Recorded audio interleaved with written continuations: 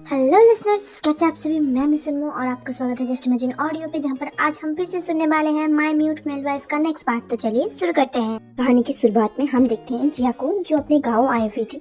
वो शहर में रेंटेड हाउस में रहती है 2-3 रूममेट्स के साथ, और यहाँ पर वो अपने घर पे गाँव पे आई हुई थी।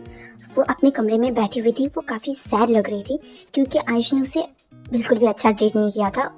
उसको पैसे ऑफर कर दिए थे जो कि उसकी डिग्निटी को थोड़ा बहुत हर्ट कर रहा था, और वो इस चीज़ को सहन नहीं कर पा रही थी। इसी वजह से उसे क्या करना चाहिए वो समझ में नहीं आ रहा था उसे, और वो ये चीज़ किसी और से शेयर भी नहीं कर सकती थी। वो और उसकी मम्मी वो रहते थे अकेले। उसके पास इतना ज़्यादा सैलरी नहीं है कि वो अपनी माँ को भी शहर में लेके रख सकती है। इसी वजह से उसकी माँ वो गांव पे रहती हैं एंड वहाँ पर ही कुछ काम करती हैं, और जिया जो है वो शहर में रहती है एंड आयुष के ऑफिस में काम करती है।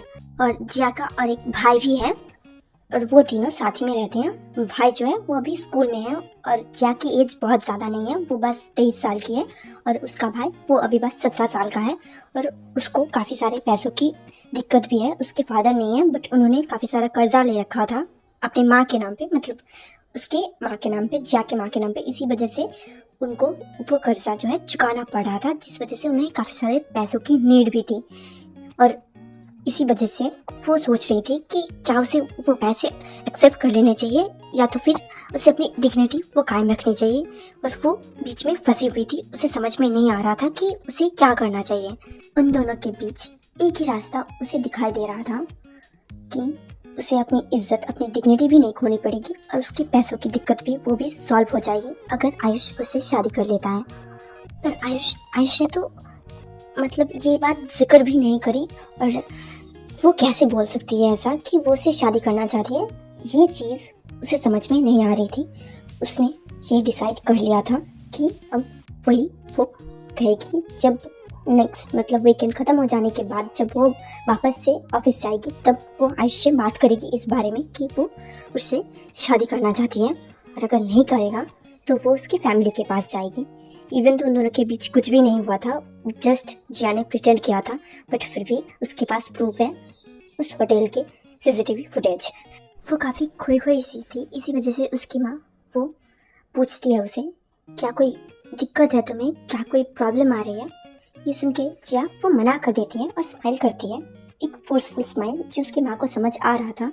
उनको लगता है कि शायद से ये किसी लड़के का चक्कर है, जो कि सच ही था, बट उन्हें कुछ अलग ही एंगल से लग रहा था कि उसके बॉयफ्रेंड के साथ उसका शायद से झगड़ा हो गया है, और वो शर्मा रही है ये सब कुछ बताने के लिए, और अभी शायद से वो रेडी नहीं है उसको बताने के लिए, मतलब अपनी माँ से कन्फेस करने के लिए। इसी वजह से वो ज़्यादा प्रेशर क्रिएट नहीं करती है, उसे हक करती है और बोलती है इतना भी ज़्यादा लोड लेने की कोई ज़रूरत नहीं है, हम दोनों कमाते हैं ना, और ऐसे चल जाएगा जैसे चल रहा है।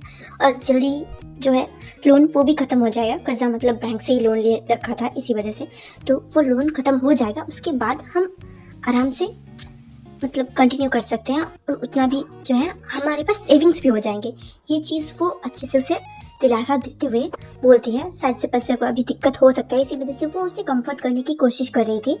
ऐसे ही 2 दिन गुजर जाता है एंड वीकेंड के बाद वो वापस से वही शहर जाती है। देन वैसे ही वो सोचने लगती है, अभी ऑफिस के टाइम पे थोड़ी टाइम बाकी थी एंड वो लोग 3 जने रहते थे एक ही रूम में शेयर में, मतलब क्या बोलते हैं, रूममेट्स हैं वो तीनों, जिसमें से एक वो अभी तक घर नहीं आई थी, मतलब वही रूम पे वापस नहीं आई थी, और दूसरी मतलब एक आ गई थी और जिया भी थी।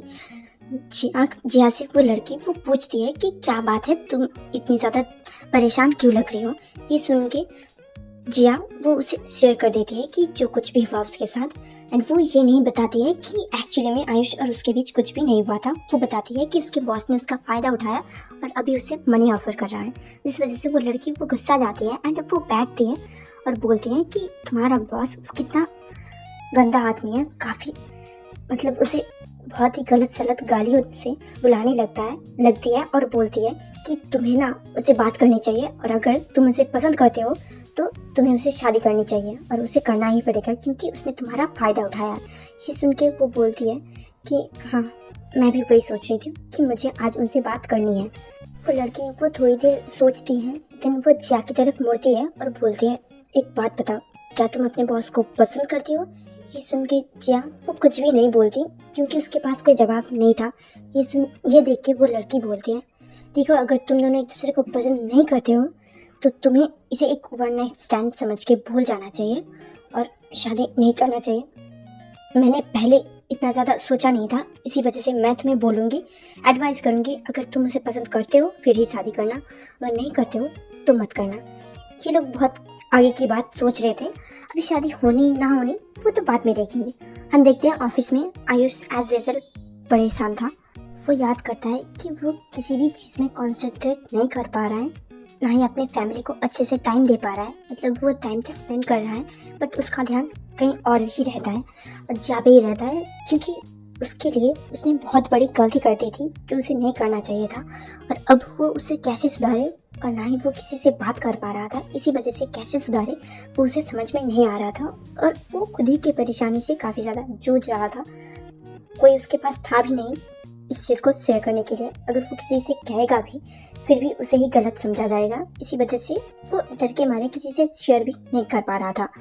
वो अपने केबिन में अकेला ही बैठा हुआ था। अचानक से उसके आंखों में आंसू आ जाते हैं एंड वो साइलेंटली रोने लगता है बिना किसी आवाज़ के। बट उसकी फीलिंग्स वो काफ़ी ज़्यादा इंटेंस थे और उसे समझ में नहीं आ रहा था कि उसे क्या करना चाहिए, जिस वजह से उसे काफ़ी ज़्यादा रोना आ रहा था। बट थोड़ी देर बाद वो खुद को शांत कराता है, अपने आंखों को पोंछता है आंसू को।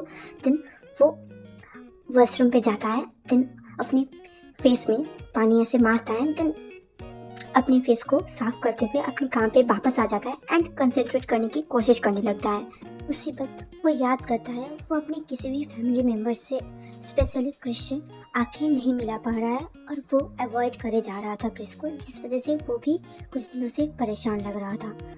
अब हम ऑफिस में वापस आते हैं। जिया वो भी आई हुई थी। वो एक फाइल लेके आती है उसके केबिन में, देन वो फाइल रखती है और बोलते हैं, सर मुझे आपसे कुछ बात करनी है। ये सुन के आयुष बोलता है, अच्छा कोई ज़रूरत है तुम्हें किसी भी तरीके की कोई भी हेल्प चाहिए तो मुझे बोल सकते हो। ये सुन के जिया बोलती है, हाँ शादी कर लीजिए मुझसे। ये सुन के आयुष को शौक लगता है और वो बोलता है, व्हाट डू यू मीन। ये सुन के जिया बोलती है, जो मैंने बोला मैंने वही मीन किया। मैं बोल रही हूँ आप मुझसे शादी कर लीजिए और मेरी जिम्मेदारी उठा लीजिए, उसके बाद से मैं आपको कुछ भी नहीं बोलूँगी।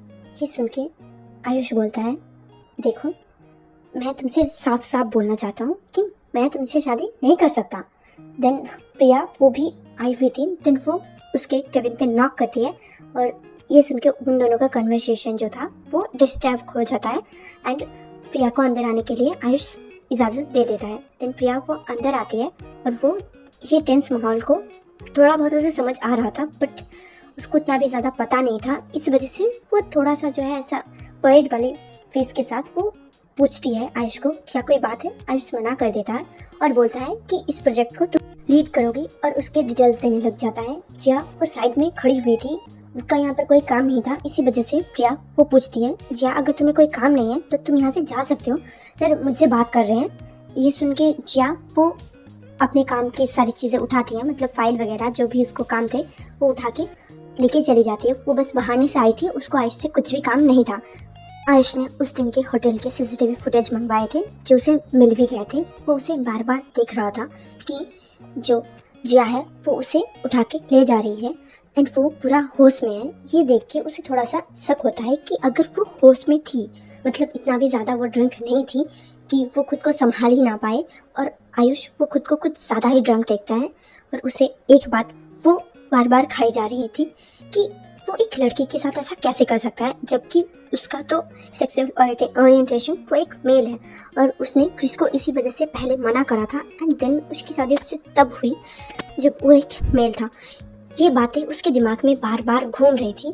देन वो उसे कुछ भी समझ में नहीं आ रहा था और वो जिया इस बारे में उसे फिर से बात करने के लिए आ जाती है, मतलब एकदम आखिर में जब खत्म हो जाता है ऑफिस टाइम, उसके बाद जब वो पार्किंग लॉट में थे एंड आयुष अपना कार निकाल रहा था, तब जिया वहाँ पर आ जाते हैं और बोलते हैं, सर प्लीज़ जो मैंने आपको प्रस्ताव दिया है, जो भी मैंने आपको दिया है प्रपोजल, आप प्लीज़ उसको एक्सेप्ट कर लीजिए और मुझसे शादी कर लीजिए। ये सुन के आयुष बोलता है, देखो मैं तुमसे शादी नहीं कर सकता। अगर तुम किसी भी तरीके से कोई हेल्प चाहती हो जिसके बदले में तुम ये चीज़ को भूल जाओ तो मैं कर सकता हूँ, बट मैं तुमसे शादी नहीं कर सकता। और वैसे भी मैंने CCTV फुटेज देखे हैं, तुम इतना भी ज़्यादा ड्रंक नहीं थी कि तुम कुछ कर ही ना पाओ, और मैं कुछ ज़्यादा ही ड्रंक था। अगर इस हिसाब से देखा जाए तो तुमने मेरा फ़ायदा उठाया। ये सुन के जब वो थोड़ा सा शॉक हो जाती है और बोलती है, बट सर मैं तो एक लड़की हूँ, मैं अपना फर्स्ट टाइम क्यों ही ऐसे वेस्ट करूँगी। ये सुन के वो बोलते हैं, अच्छा ये तुम्हारे लिए एक वेस्ट करने की चीज़ है। और ये सुन के आयुष को थोड़ा सा जो है अजीब सा लगता है, क्योंकि जिया ने उसके साथ पहले बहुत बड़ी बड़ी बातें करी अपने आत्मसम्मान, अपनी डिग्निटी के बारे में, और अब वो बस ऐसे ही बोल दिया उसने कि मेरा फर्स्ट टाइम को मैं कैसे वेस्ट कर सकती हूँ। ये सुन के आयुष उसको बोलता है कि तुम अपनी खुद के बातों पे कायम नहीं रह सकती, और सच सच बताओ क्या हम दोनों के बीच उस दिन कुछ हुआ भी था, क्योंकि मुझे पता है अपने सेल्फ कंट्रोल के बारे में, और मैं किसी लड़की के साथ ऐसा कर भी नहीं सकता। इतना बोलने के बाद जिया कुछ भी जवाब नहीं देती। थोड़ी देर आयुष वेट करता है उसके जवाब का, बट वो कुछ भी नहीं कहती और खड़ी हुई थी। इसी वजह से आयुष इरिटेट होकर फ्रस्ट्रेशन में कार निकालता है एंड वहाँ से चला जाता है। जिया वहाँ पर खड़ी हुई थी, उसकी आंखों में आंसू आ गए थे और वो मन में सोचने लगती है कि क्या उसने सही किया या फिर गलत। देन वो भी वहाँ से चली जाती है। वो भी काफ़ी ज़्यादा कन्फ्यूजन में थी, क्योंकि वो ऐसा कुछ करना नहीं चाहती थी, बट जब हो गया था तब उसे हैंडल करना था इसे स्मार्टली, जो कि वो कर भी रही थी, जो उसके हित में आता। घर जाने के बाद आयुष अपने कमरे में बैठता है, मतलब नहा धोने के बाद अपने बालों को पोंछते हुए अपने बेड पे बैठता है एंड उसी सारी बातों को वो सोचने लगता है, क्या वो ऐसा कर भी सकता है किसी लड़की के साथ, क्योंकि वो तो सेड्यूस नहीं होता। कभी भी किसी लड़की को देख के ऐसा उसे फीलिंग भी नहीं आई एक्सेप्ट कृष्णा, और उसको देख के उसे पहले जब उसे पता था कि वो एक लड़का है, तब उसके लिए फीलिंग्स आई थी, एंड जब उसे पता चला कि वो एक लड़की है तब वो फीलिंग्स उसके अंदर थी, बट फिर भी वो खुद को नहीं मना पाया था। वो खुद ही के अंदर जो है वो लड़ाई कर रहा था, और ये बातें वो कृष्णा को मतलब बताना भी चाहता था, धोखा नहीं देना चाहता था उसे, बट वो बता भी नहीं पा रहा था डर के मारे। देन क्रिश वो आता है कमरे में, उनका लंच नहीं डिनर वगैरह हो गया था, एंड क्रिश वो अपने काम से मतलब अपने पेंटिंग्स वगैरह के काम से अपने कमरे में वापस आया था। वो आयुष को ऐसे खोया होके देख के वो बैठता है उसके बगल में, उसके हाथ को पकड़ता है एंड उस पर किस करता है और बोलता है, क्या कोई टेंशन वाली बात चल रही है। ये सुन के आयुष वो पहले ध्यान नहीं देता, बट क्रिश उसे दोबारा बुलाता है, आयुष क्या तुम ठीक हो। ये सुन के आयुष उसका ध्यान क्रिश की तरफ जाता है और वो बोलता है, हाँ कोई बात नहीं, कोई टेंशन वाली बात नहीं है। देन वो अपना हाथ छुड़ा लेता है एंड फिर से उसी मुद्रा में बैठ जाता है, तो जैसे पहले बैठा हुआ था। क्रिस फिर से उसका हाथ पकड़ता है और बोलता है, तुम कुछ दिनों से मुझे अवॉइड कर रहे हो, क्या मैंने कोई गलती कर दी है, क्या तुम मुझसे नाराज हो। आयुष स्माइल करता है और क्रिस के फेस को पकड़ता है और उसके फोरहेड पे किस करता है और स्माइल करते हुए बोलता है, नहीं बस ऑफिस का कोई प्रॉब्लम है, कुछ नहीं है, वो ठीक हो जाएगा, थोड़ा सा परेशान हूँ, इतना भी टेंशन वाली बात नहीं है, वो संभाल लेगी वो दोनों।